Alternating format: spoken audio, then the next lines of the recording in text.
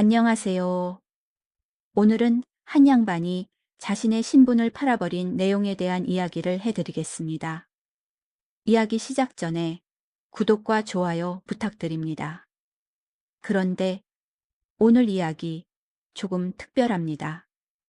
신분을 판 것도 놀랍지만 그 신분을 산 사람이 끝내 그 신분을 버렸다는 점입니다. 지금부터 그 이야기를 들려드리겠습니다. 강원도 정선 산으로 둘러싸인 작은 고을에 이름난 양반 한 사람이 살고 있었습니다.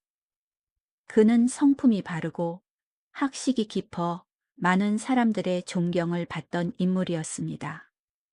하지만 그는 하루 종일 방에 앉아 글만 읽는 사람이었습니다. 해가 떠도 해가 져도 책을 손에서 놓지 않았습니다. 그런데 문제가 있었습니다. 집안에는 먹을 것이 없고 쌀 한 톨 없었습니다. 부엌에서는 아내가 쌀독을 뒤집고 또 뒤집었습니다. 하지만 아무것도 나오지 않았습니다. 그날 저녁조차 어떻게 넘길지 막막한 상황이었습니다.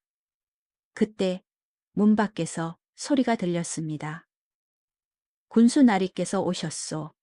먹을 것은 없는데 손님이 찾아온 것입니다. 군수는 양반을 보며 말했습니다. 선비의 학문이 높다 하여 인사를 드리러 왔소. 하지만 그 집에는 내어놓을 것이 아무것도 없었습니다. 아내는 부엌에서 아궁이 불만 바라보고 있었습니다. 그날 밤 아내가 조용히 말했습니다.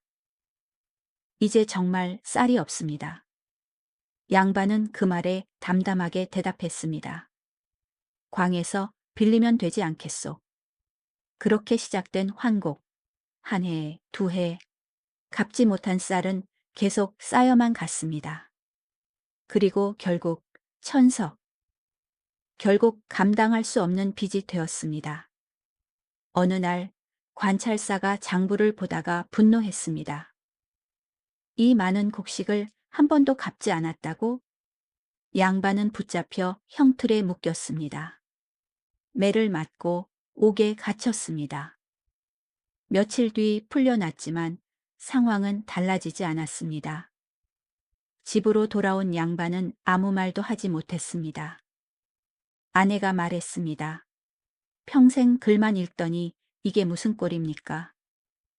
양반은 고개를 숙인 채 아무 말도 할 수가 없었습니다.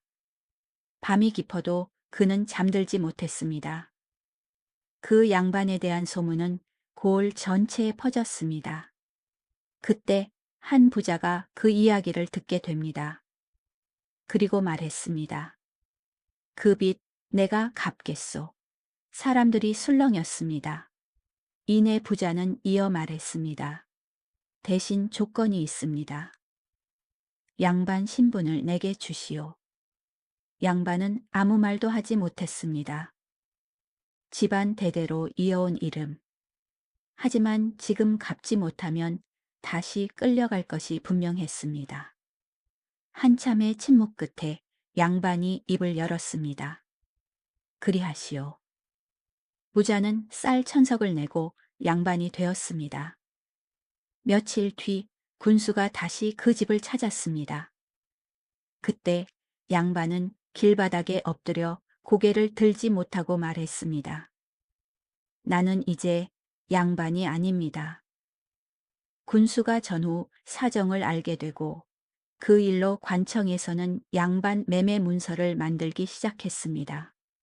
그 문서에는 글을 읽고 행동을 가다듬고 수많은 규칙들이 적혀 내려갔습니다. 부자는 그 내용을 끝까지 듣고 나서 잠시 아무 말도 하지 않았습니다. 그리고 천천히 말했습니다. 이게 양반이요? 아무도 대답하지 않았습니다. 부자는 고개를 저었습니다. 이런 게 양반이라면 나는 여기서 그만두겠소. 그는 자리에서 일어나 그대로 관청을 나갔습니다. 그날 이후 그 부자는 다시 양반이 되려 하지 않았습니다. 그리고 고을에는 조금씩 다른 풍경이 보이기 시작했습니다. 글만 읽던 그 양반은 직접 밭으로 나가 흙을 만지기 시작했고 사람들은 그를 피하지 않았습니다. 누군가는 말을 걸었고 누군가는 일을 함께 했습니다.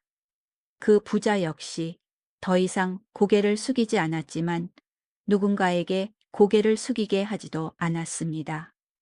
그날 이후 그 고을에서는 신분보다 사람을 먼저 보는 일이 조금씩 늘어났다고 합니다. 오늘 이야기를 들으신 여러분은 어떻게 느끼셨나요? 지금도 비슷한 모습은 남아 있는 것 같지 않으신가요? 가진 것이 많지 않아도 편하게 살아갈 수 있는 삶. 어쩌면 그것이 우리 인생에서 더 중요할지도 모릅니다. 오늘도 함께 해주셔서 감사합니다. 다음 이야기로 찾아뵙겠습니다.